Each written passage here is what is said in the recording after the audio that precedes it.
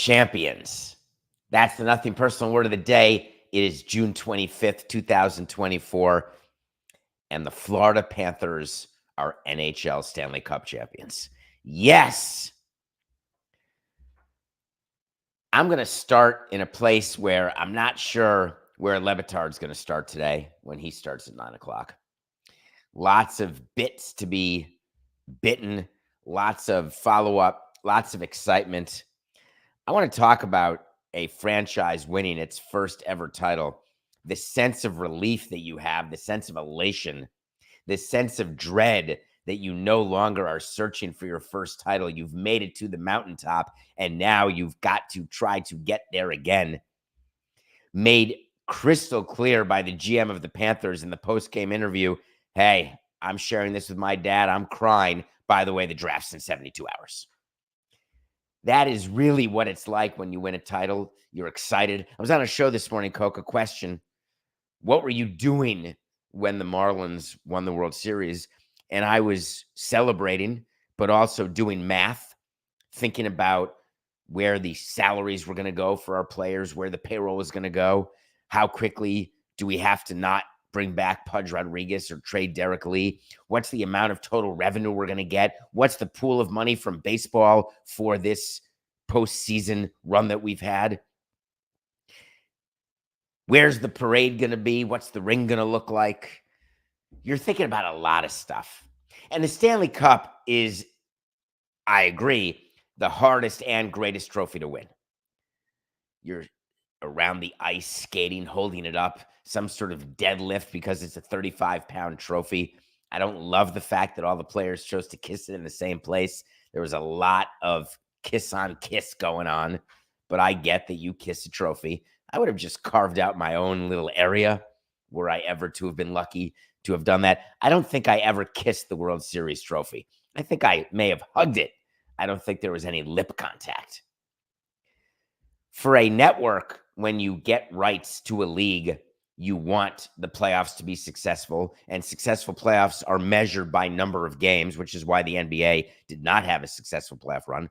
The NHL had a successful Stanley Cup.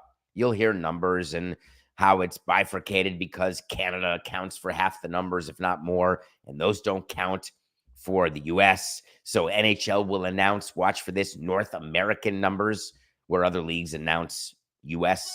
ratings. But in hockey, when you have a Canadian team, you have to include North America, because why wouldn't you? Gary Bettman presiding over a league, presiding over his fiefdom, all excited. The culmination, the exhaustion that he must have felt at the end of a playoff run. And the celebrations are going on. And there were three things that I want to point out that happened that to me were brilliant and unexpected. Let's start with Paul Maurice. Paul Maurice is the coach of the Panthers. Paul Maurice now has a Stanley Cup. Paul Maurice has changed his entire legacy in one 10-minute defensive stretch where the Oilers could not push through the equalizer. He is no longer the coach with the most wins all time without a Stanley Cup. That stat just disappears. Now it's on to the next guy.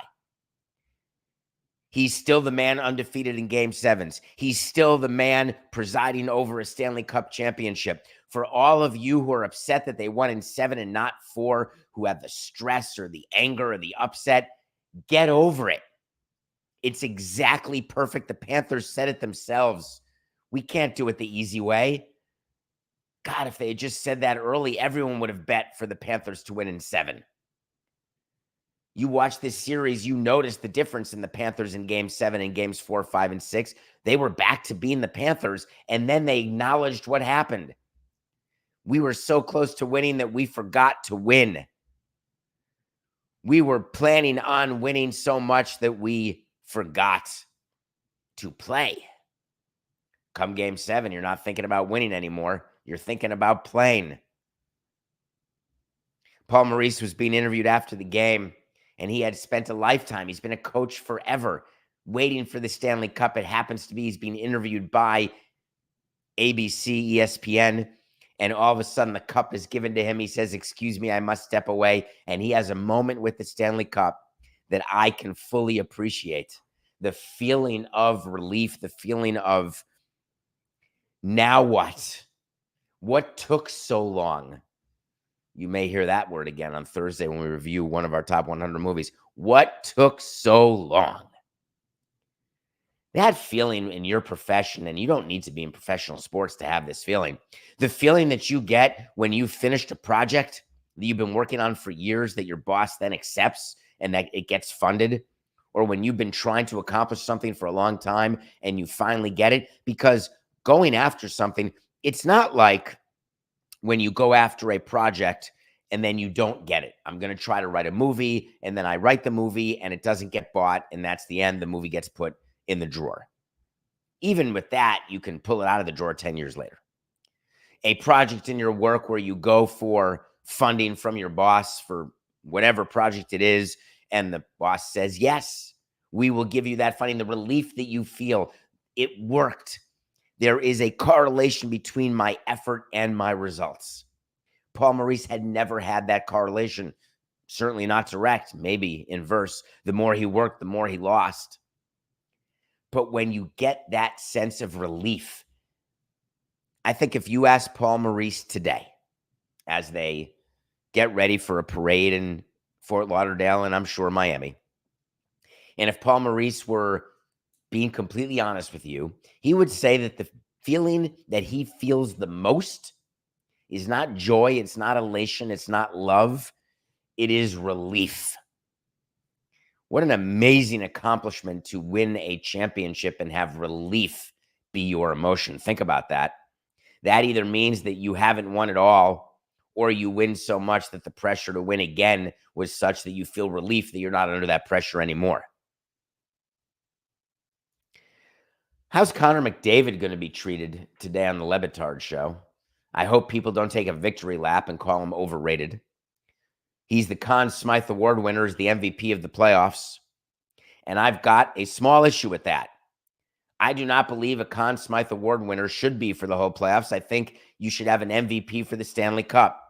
And the MVP for the Stanley Cup should be from the Stanley Cup winning team.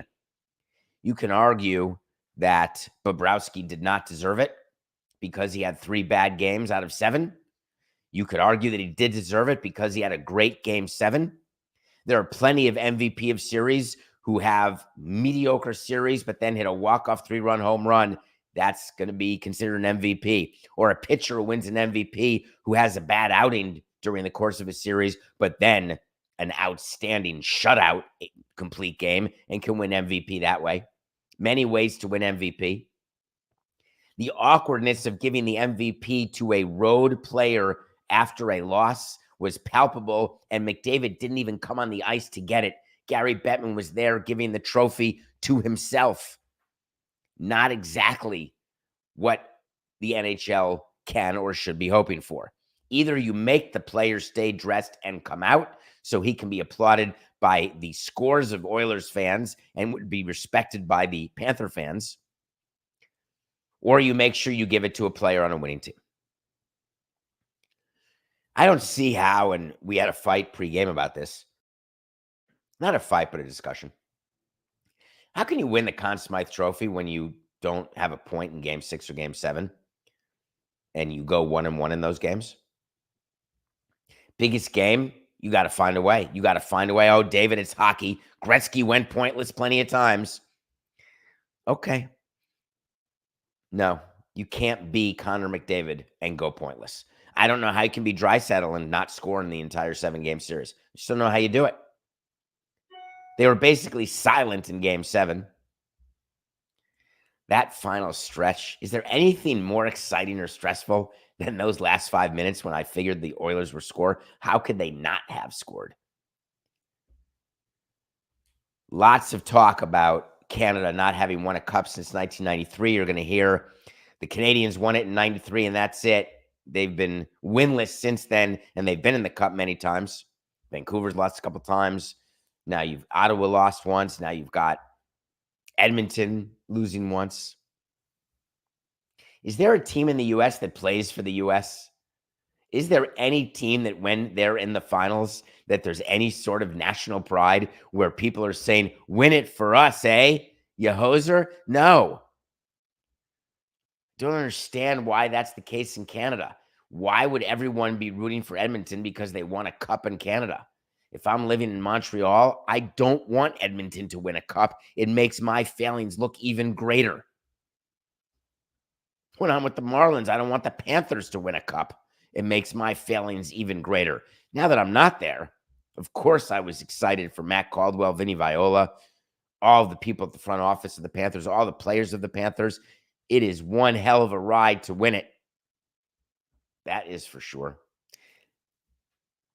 I hope Levitard in 49 minutes from now is willing to talk about Miami and its championship.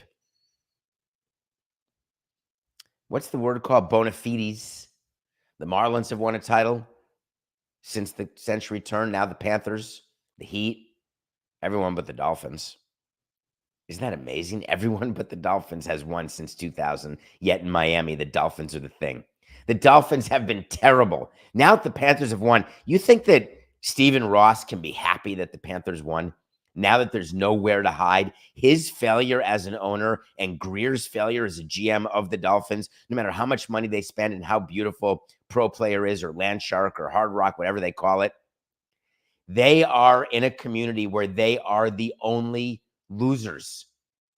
They haven't won a playoff game since my son was born. And he's now about to be a senior in college. I don't think I'm making that up, Kopka. I'm almost positive I got to Florida in 2002. I left in 2017. The Dolphins did not win a playoff game while I was there. They made the playoffs once, but they did not win a game. And I don't believe they've won a playoff game since I left Florida in 17. The last one was 2000. It's insanity. How does Stephen Ross, can I just be a little jealous right now? Why couldn't we get a break the way you guys give Stephen Ross a break? And we had a World Series title in there. Have the Panthers now earned a permanent break? No matter what they do, henceforward, they got you your first Stanley Cup in South Florida. Dianu. It's enough. Miami became the 9th city that now has a championship in all 4 sports. Yes, the Dolphins do count. They did win a Super Bowl. Only 9 places you can live where you've had success all the way around, all the way through. It's pretty amazing. So let me put a bow on this hockey season and tell you that next season is way more important than this season. The hockey numbers have been terrific. The excitement surrounding hockey, outstanding. This playoff run that the Panthers went on, ratings, interest, big names, quality play.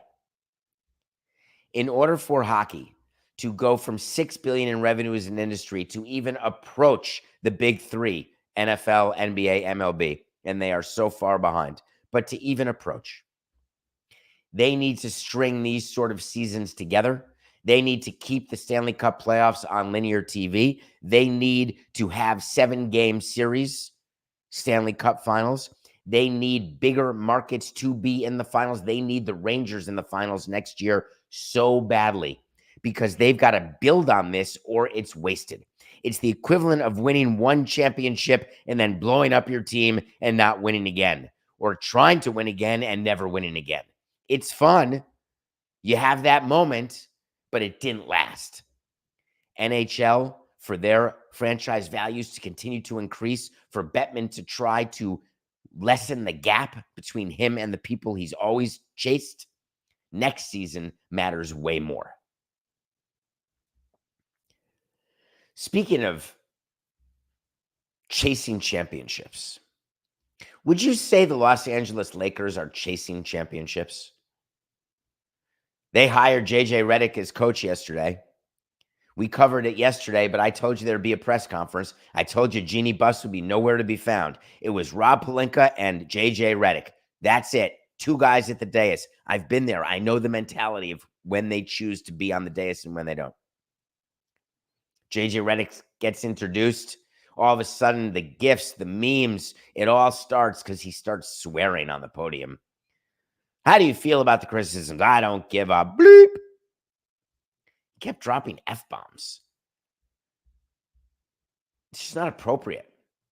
And you call me conservative when you are holding a press conference announcing your new coach or if you want to swear as a coach, we would give our manager permission after a horse crap call that cost us a game or a bad performance by one of our players or some sort of incredible thing that took place.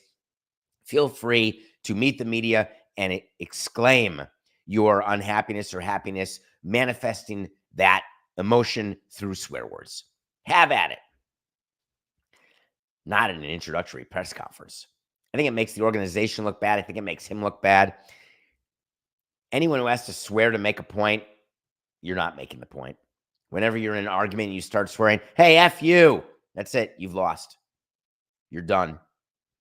Argue the facts. Argue your position. Don't argue swear words.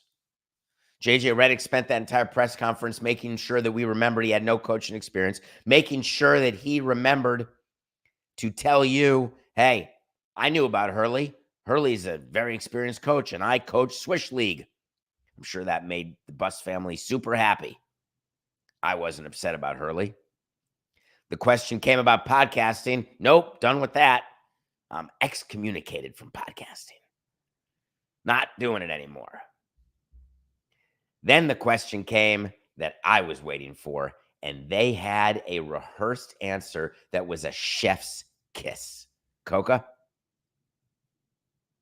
Provide any advice. LeBron and I did not talk about the Lakers job until Thursday afternoon, about 30 minutes after I was offered the job. And that was very intentional on both our parts. I knew I had an understanding that he did not want to be involved in this. And for me, I didn't want to go down the path of hypotheticals with someone that I consider a friend and someone that I have a great amount of respect for. So for us, it just came down to literally Thursday afternoon. And I talked to him for about 15, 20 minutes and got off the phone. That was it. Isn't that what friends are for, to go through hypotheticals? Hey, what would happen if I walked right over there? Well, what do you think about me taking this next job? I think that's what friends are for. So I guess they're not friends. You're telling me that you're going to believe that LeBron and JJ did not talk about JJ becoming the head coach of the Lakers? Have you ever heard a bigger bunch of horse hockey? Now, they rehearsed this, and JJ was on point. Oh, you can wind him up and teach him what to say, and it works, other than dropping F-bombs. He was very careful to make sure that he wouldn't upset Rich Paul or LeBron James, making it very clear LeBron was not involved. The Lakers doubled down on that. Oh, no, it wasn't LeBron. It was AD. AD is the one who got involved in this coaching change. Do they think we're idiots? One of the things on Nothing Personal that makes me crazy is when anyone in the media or anyone in sports or anyone treats the audience like a fool. Don't do it. It's like white lines. Don't do it. I think it would have been better. Of course I spoke to LeBron James. I would have to be a prize fool not to speak to LeBron James before taking this job. Understanding what would be the best way to interview with Rob Pelinka. Understanding what are you looking for in a coach, LeBron? I want to make sure that I'm delivering that. LeBron, could you make sure you tell Jeannie and Rob that you want me to? By the way, LeBron, I'm happy to negotiate my contract outside of you because I don't want to make you uncomfortable. But I know what I'm getting because Samson said I'm going to get more than Ham and less than Nash, so that's what I'm going to go for. Side note, that's what he got. When was that? Wait to see, Coco. When was that? June 5th of 2024. 20 days ago, I told you JJ Redick would get the job. And I told you he'd get paid more than Darvin Ham, but not Steve Nash, another first-time, never-before coach who was given $35 million over 4 years. They got Redick just right under that at 32. Sort of like signing a quarterback just under Watson. That wait to see is correct. You can book that on davidsamsonpodcast.com. So Anthony Davis was involved in the hiring process, and JJ Redick had a whole plan of what he wants to do and which players he wants to develop and who he wants shooting, who he wants this and that. But don't worry, I didn't talk to LeBron at all. I have a whole new game plan. It would be like a coach being hired in the NFL and installing a full game plan and then saying, oh, by the way, who is my quarterback again? Let me give him a call and see if it fits him. It's a pretty bad sign, isn't it? That your new coach, you couldn't workshop anything better, and that Rich Paul and LeBron made you say, oh, we didn't talk at all. No influence at all. How typical is that? That says everything you need to know about the Lakers and everything you need to know about the fact that they're not going to win a title with LeBron, AD, and Redick. No chance, toilet pants at all. But luckily, there was plenty of time for JJ to tell us that he's going to focus on leveraging Anthony Davis in late game situations. He wants to reduce LeBron's ball handling duties to keep him fresh for the playoffs.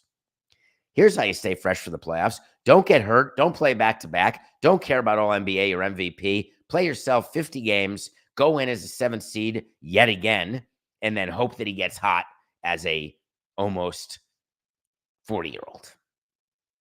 All right, that's a good plan. I can work with that. Why am I really bothered about the Redick hiring? I was thinking about it yesterday. I was trying to understand why it would bother me. And is it because of Redick?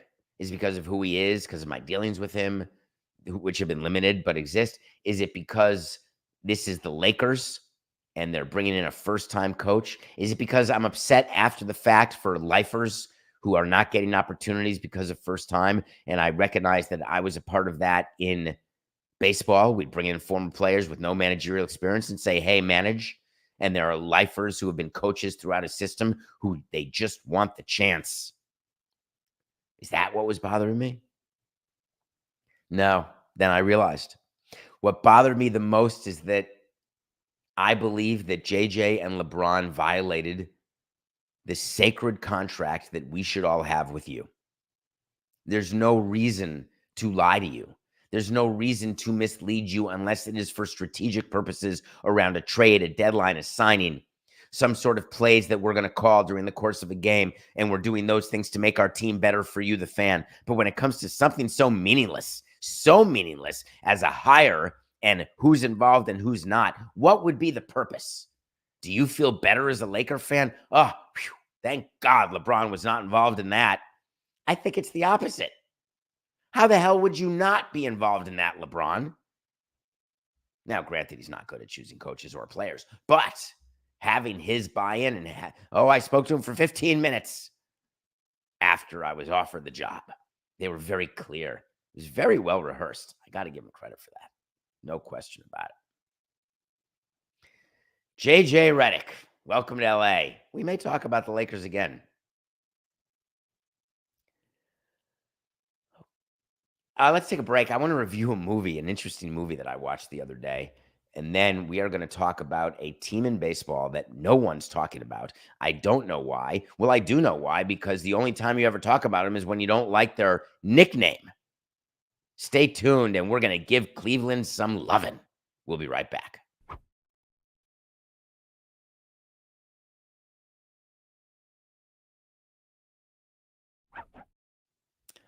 Welcome back to Nothing Personal. It's David Samson coming at you. You're watching us on YouTube, Nothing Personal with David Samson YouTube channel. Thank you. If you're watching us on DraftKings Network, thank you. If you're listening, then you don't know exactly where I am, but I'm here. But tonight I'm going to be somewhere else. After the show, I'm heading to St. Louis, getting ready for a live Nothing Personal. Lot to cover in St. Louis tonight, 7:30 Central at City Winery. If you're in the area, come on by. Should be fun. I watched this movie, admittedly, 2 weeks ago. It stars the guy from Reacher and Man of Steel and Princess Bride, the woman from Baby Driver. The movie's called The Ministry of Ungentlemanly Warfare. Can't stand the title, but enjoyed the movie. It's about putting together a group of misfits who the only mission, it's like it reminded me of the A-Team. There's nothing you can do to succeed, so you better get these guys. It's a war movie, basically. It's actually a comedy, action movie. Saying it's a war movie is wrong. That's not nice. That's not nice to war movies. But it is a entertainment movie about a group of people who get together because they're misfits, and they go behind enemy line in Germany, of course, and they go on this secret mission, and it sort of works. I don't like the title. Who approved that? The Ministry of Ungentlemanly Warfare. Now, it is in the movie, I grant you, but so is Supercalifragilisticexpialidocious. No reason to name a movie after that. I mean, you could have just gone with MOUW. Meow. But when you say to people, and I tested this theory, Coca, I did it the week after I watched the movie. I said, hey, have you seen that movie called The Ministry of the Gentleman Warfare? I couldn't think of the name. And no one had seen it, but they all had heard of the movie, and they all could not remember the title of the movie. When you're making a movie, you got to have a catchy title that people can remember. Jerry Maguire. Parenthood. It's entertaining. The Ministry of Ungentlemanly Warfare. Nothing personal pick of the day. We went for overtime. Boy, did we come close. But it's a loss. I told you we had the Oilers as a small dog. The Panthers ended up covering. That's a loss. But the Panthers won the Stanley Cup. That's a win. The Corbin Tracker. Do you know the Nationals lost yesterday? Corbin gave up 3 runs, didn't pitch terribly. The game went to extra innings. The Nationals scored 3 runs, I think, at the top of the 10th, and the Padres scored 4 in the bottom to walk them off. A win's a win. The Corbin Tracker, we are 7-3. That's a hell of a winning percentage. Those were our picks of the day. What a series we have going on in baseball. When you get the schedule from Major League Baseball, it comes with sort of an explanation. When the broadcasters get their schedule and they announce who their Sunday night games are or Saturday afternoon games, it comes with explanations and it comes with some marketing. If you work for CBS Sports HQ or Meadowlark Media, when there's big series, they get extra attention, they get identified, they get circled in the calendar. I was racking my brain trying to find anyone who circled the Orioles Guardians at the end of June as a series that would matter to anybody. Crickets. Nobody thought. Now, people said, hey, the Orioles have a chance to be good. They could build. They could regress, but they got a good young team. They could build on what they did last year. Guardians, that division is mediocre with occasional doses of crap, but I can't be too excited about the Guardians. They've got the 26th highest payroll. The Orioles have the 25th highest payroll. We're not going to circle it. And that's why simulations stink. That's why we didn't really care. Oh, in 94% of the simulations, you won 75 games. LMA, baby. We're playing the games. The Guardians and the Orioles are in the middle of a 3-game series that actually matters. The Guardians are the surprise team of baseball this year. The Guardians, when I do Cleveland radio, it frustrates me that there are fans who do not appreciate what they've done over there in Cleveland over a period of many years. The consistent competitiveness, the windows that are closed to winning that stay closed for such a short period of time, and then the rebuild into a winning window that happens quickly and without fail every time. Somehow the Cleveland Guardians, have I been calling the Indians the entire time? The Cleveland Guardians, I may not have called them anything. I can't remember what my brain did. That's disappointing. The Cleveland Guardians are a team that are 3rd in runs scored. You want to be in the top half. 6th in home runs. You want to be in the top half. 6th in average. You want to be in the top half.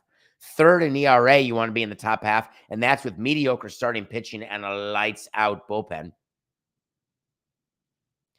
You have all those numbers. That's what we're looking at. If you have all those numbers and you're below 520 games out of first, those are going to change. You can look at run differential. You can look at where you stand in the National League or the American League. We look at it by leagues. We don't look at it by major leagues. The numbers I gave you were just for the American League. You have to assume that your record is eventually going to reflect as a way of comparing to where other teams are, what they're doing, what their numbers are, why they stink so badly. And outliers are easy to find and dismiss. Could there be a great player on a crappy team? Yes. Could there be a great component of a team with an otherwise crappy record? Wow, they're fourth in starters ERA, but they've lost 90 games. Yes, let's look at their bullpen and let's look at their offense. So there are ways. The Guardians, at the 26th highest payroll in baseball, are a complete team. I could quibble with their starting rotation. Their bullpen is lights out. Their lineup is deep. If you can't name 3 players in their lineup, you're not alone. Former guy we drafted, Josh Naylor, Canadian. Oh, Canada. Hitting in the middle of that lineup, hitting home runs. God, did we prematurely trade him. Jose Ramirez, remember when he wanted to re-sign with the Guardians? And remember when he took what could have been considered a hometown discount? Well, now it's been moved into a major team-friendly contract. He does nothing but perform. They've got Stephen Kwan at the top of their lineup, who's in the 390s. He's doing an Ichiro imitation, an Arias imitation from previous seasons.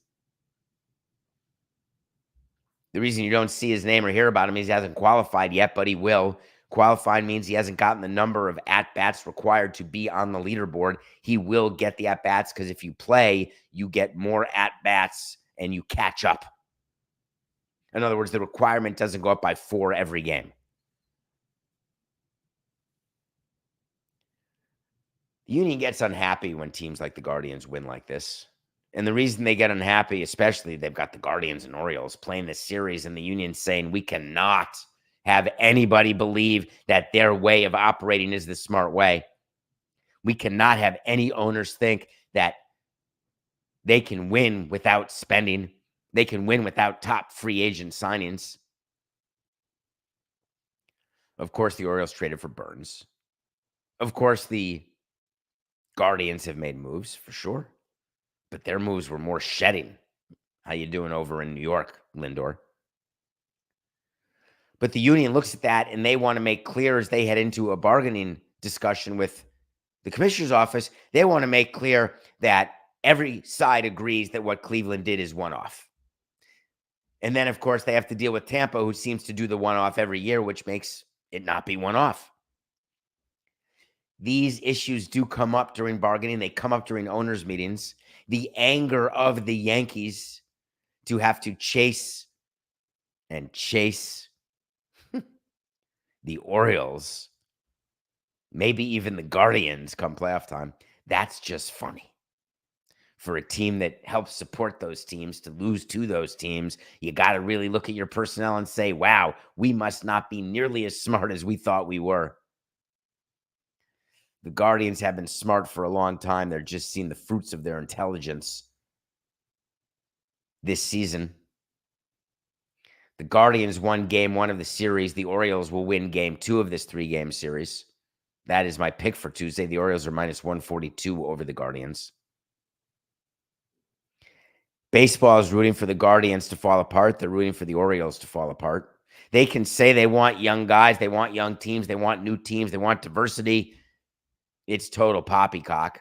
They want the bigger markets, the bigger teams to prevail and go the deepest into the playoffs because that's the way that they will not have to make good to their rights holders, and it's a way that interest will grow in MLB.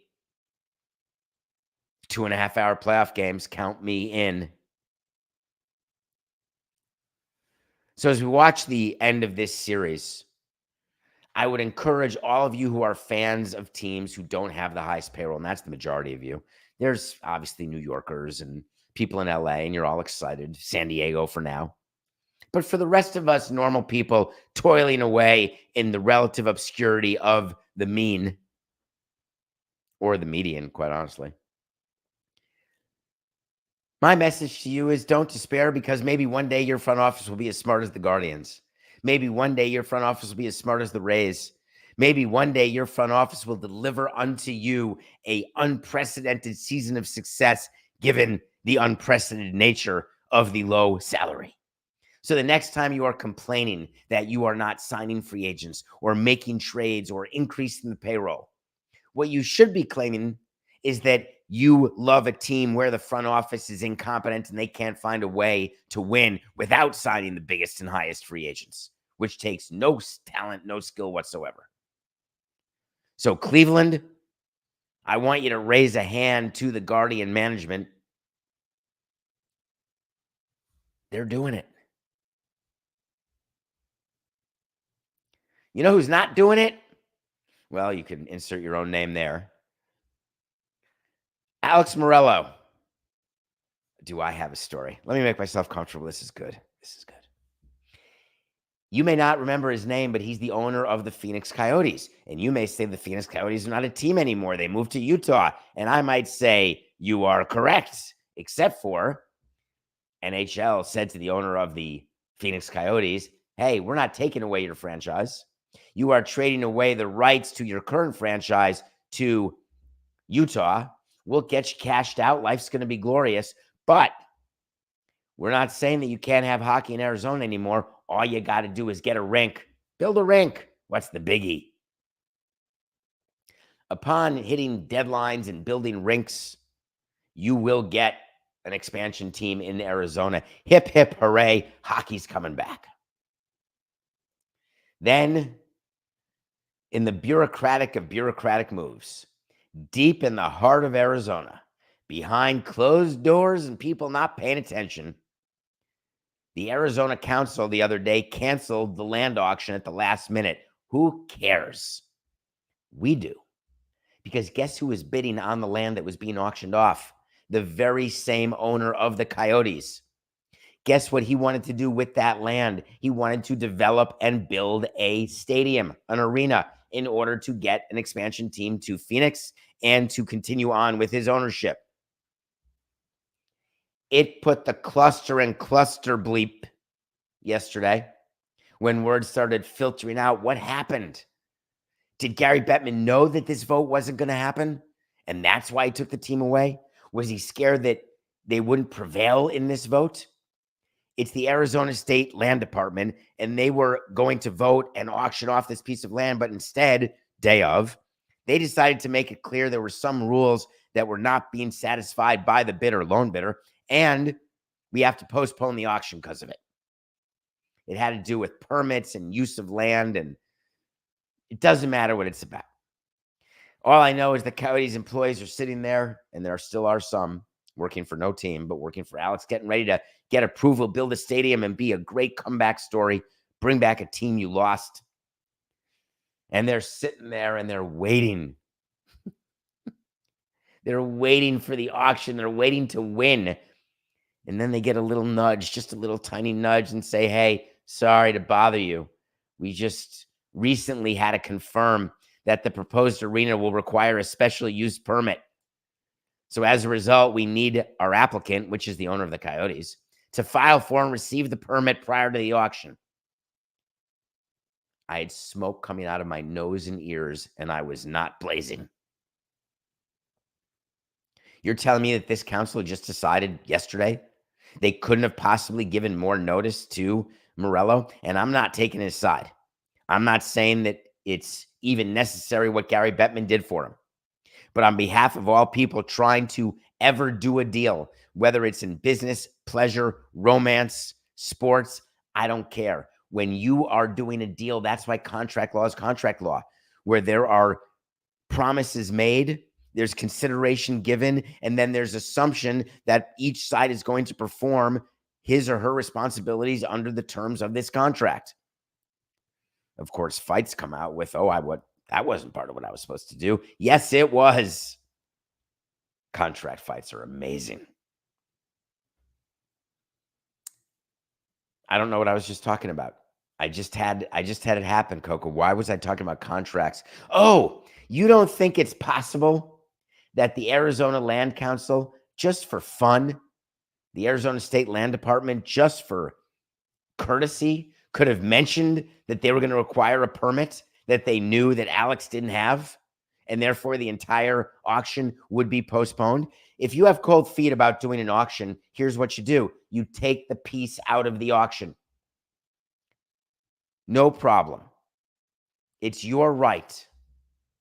When you're selling something at Sotheby's or Christie's, or you're selling your card collection, if you change your mind prior to a contract, prior to an auction, that is your right.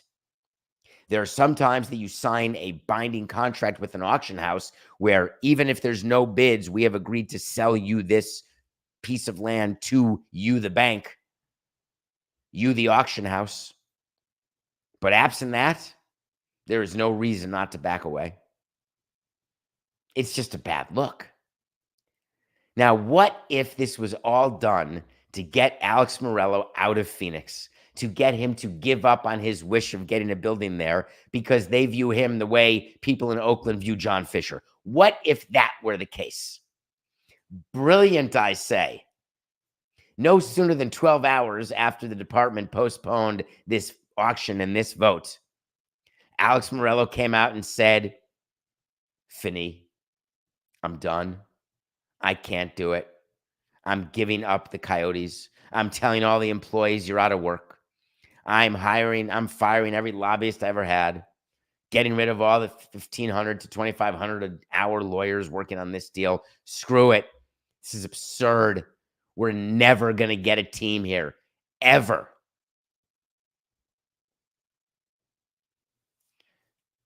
Now, Morello had been giving comments after the auction got postponed, and none of them indicated that he was going to give up. The quotes that he were giving yesterday were really fighting quotes. You know, we worked in good faith by canceling this auction. You're foregoing millions and billions of dollars that would have gone directly to students. Of course, that's totally ridiculous. He has no basis for saying that and no knowledge of whether or not it's true.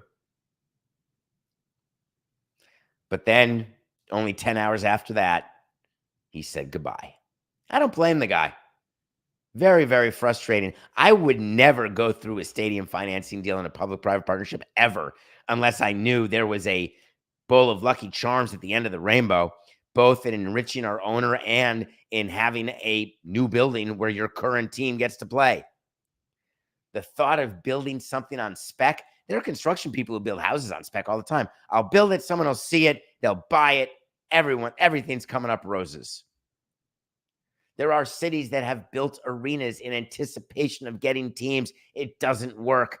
Inside owners' meetings, we don't care what you've done in advance. We care once we identify you, what you're going to do going forward. Appreciate that you want to build a stadium, but we're going to need a lot more than just that. A lot more money, a lot more time, a lot more things, a lot more everything. But in the meantime, on the day the Stanley Cup is won. Side note, what is going on that there were trades announced during the Stanley Cup? What kind of racket league are you running, Gary? Be like Rob and Bud and Roger and Adam. There's a moratorium. Silence. During our Jewel events, we don't distract it with crap, meaningless trades. Ottawa's trading this guy, the Bruins. Who cares? It blew my mind that those teams chose yesterday. It is pathological, socio-egomaniacal. It's like some Michael Jordan, LeBron James type stuff. The league's got to step in and say, no, we're not allowing that.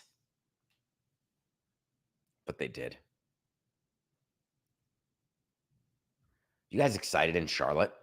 You must be. David Tepper got the public money that we told you he would get. All of the people who are complaining, saying, oh, no more public money to Stadia. You ruined it, Samson. Oh, no, I guess you didn't ruin it. All right, you did it, Kansas City folks and residents. You stopped people from publicly financing buildings. True, they've got to drive 10 minutes to Kansas. Way to go, Kansas City. You showed them.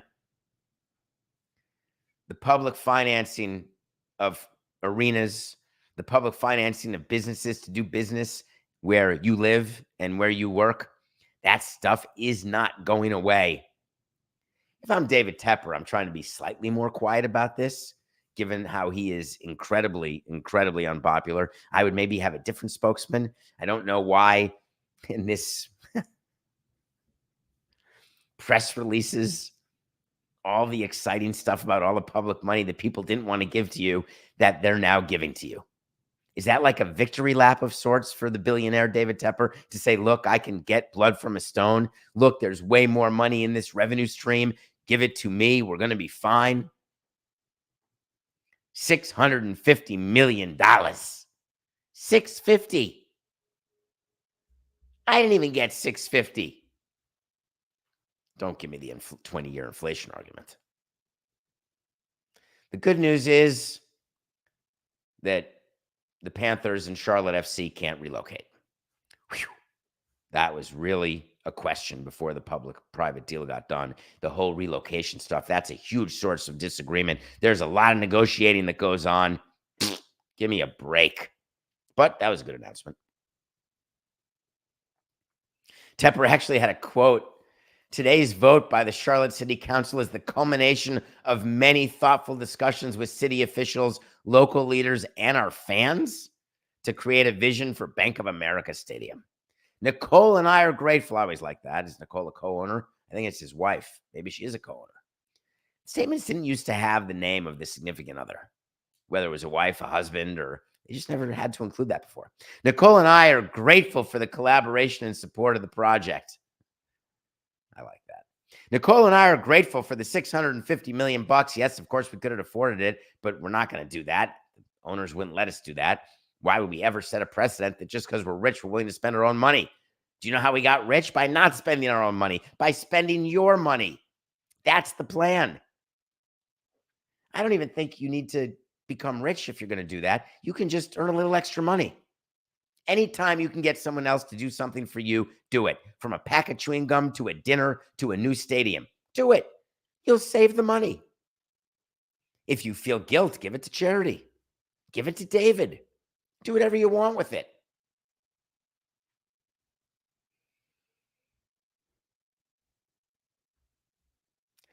We're going to spend a few minutes on the Marlins. I want to end with something. I did not get to another topic that I really do want to get to, but it's longer than 3 minutes, and we only have that time left. The Marlins announced that they are going to they're going to pay you. Go sign up to get streaming in market.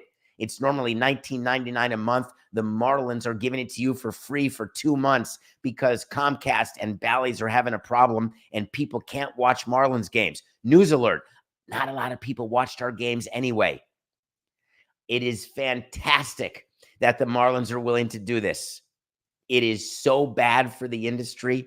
All of this talk about, oh, we want to get the game to as many fans as we can. We want to get these games over the air. That's how excited we are to produce our own games. They're lying to you. They want the deal with their regional sports network to continue forever and to keep that money flowing forever. Instead of being paid for the streaming rights now, the Marlins are paying for you to basically use the streaming rights. It's crazy town. MLB had to approve this deal. MLB has a dog in this game. They want to get the streaming rights from all of the Bally teams so they can package them to Amazon or to another streaming service. They want to find a way to get all this stuff nationalized. Think MLS. In the meantime, they will give teams a lot of latitude to do something. This is not a huge amount of money. How many people do you think will be signing up for Bally's? If it were something that Bally's thought made sense, Bally's would have done it for Marlins fans, and it wouldn't have been the Marlins owners. The Marlins owners are trying to find a way to get you to engage with the team. They're trying to make it so in a season of crap that you feel good about something. That in a world where the owners are not doing what they're supposed to be doing, in theory, now they're throwing you this bone like a $1 hot dog day. Trust me, this is not a sign that things are good. It's a sign that things are bad and getting worse. I don't want to poo-poo the charitable component of giving you anything that's good. But the only reason Bally's and the Marlins are doing this, it's just business. Enjoy streaming. This is nothing personal. Peace.